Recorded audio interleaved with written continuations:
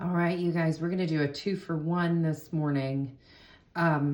This first one, I was trying to read the signature and I was having a really hard time. So I thought I would take the back off, and now look at this mess. Look at this mess. Tape, tape, tape. And it was not any more enlightening. So I'm going to take these few nails out and see what we come up with. Remember, we like our trusty spring-loaded needle nose pliers. Oh no, look at this. There's hardly anything holding this thing in.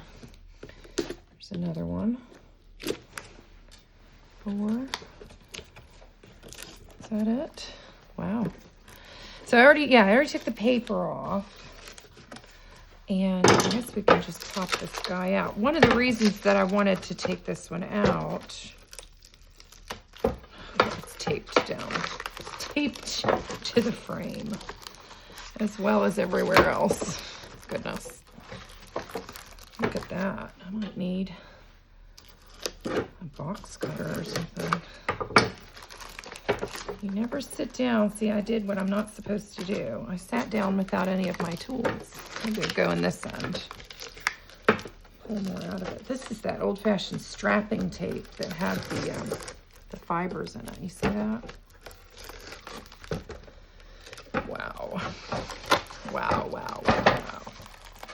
Well, anyway, I was looking, both of these that we're going to talk about, I have not been able to find information on the artist, and that's one of the reasons I wanted to get into this one. And I did not have confidence in the framing job, you know? When you open it up and you see that kind of nonsense. I mean, you see all this powder. That's just old glue. I don't even remember the last time I saw strapping tape.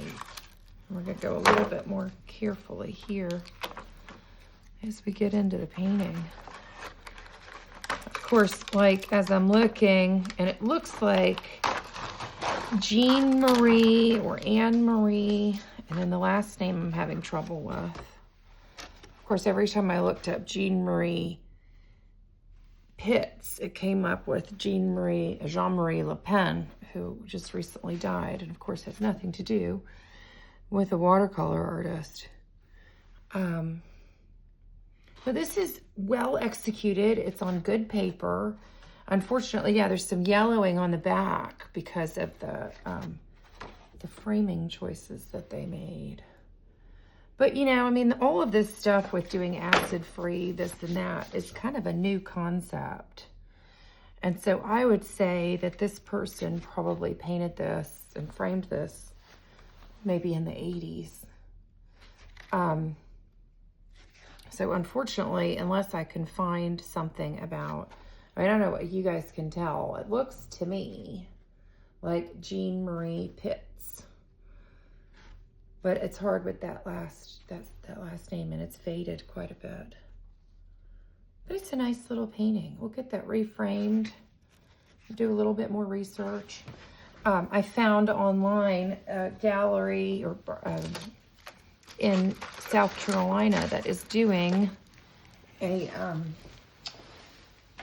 directory of Southern women artists. So I have been consulting that a bit. I'm going to get in touch with their curator because I feel like it's a project we could work on together.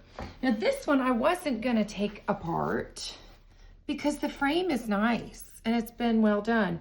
But again, I was trying to figure out who this is with no luck. So we're going to get into it. Now see, I brought my better screwdriver today. And I'm going to take the flat side of this and just push these guys up. You can see I'm like cut all over the place doing this kind of stuff. We're just, you know, working with our hands all the time. And this one, I got both of these in Richmond, Virginia. But the person I got this one from said that she bought it in South Carolina. Not that that helps. You know, I have a painting right now that's from New Zealand. How is that make sense? If somebody bought it from my estate in Alexandria, they might never know. What I was hoping for, sorry to jostle you, what I was hoping for was that somehow on the back of this painting, nope, nothing. Nothing. I'm just going to have to find out who Elle Gollage is. Well, if any of you know of any watercolor artists in the Mid-Atlantic particularly, named Anne Marie Pitts or Elle Gollage, let me know. But this one, I'm just going to put this one back together because it was framed correctly. It looks recent enough that it is probably acid-free material. And I'm just going to put that one back together and try to do a little research on this person because I like the frame. I like the way it turned out. Those apples are really nicely done. So there we go. Another one in the books. We're still working on our little show. I'm probably going to do it around Valentine's Day and do it as a Galentine's. So watch your email if you know me, and if you don't, watch this space. Bye, you guys.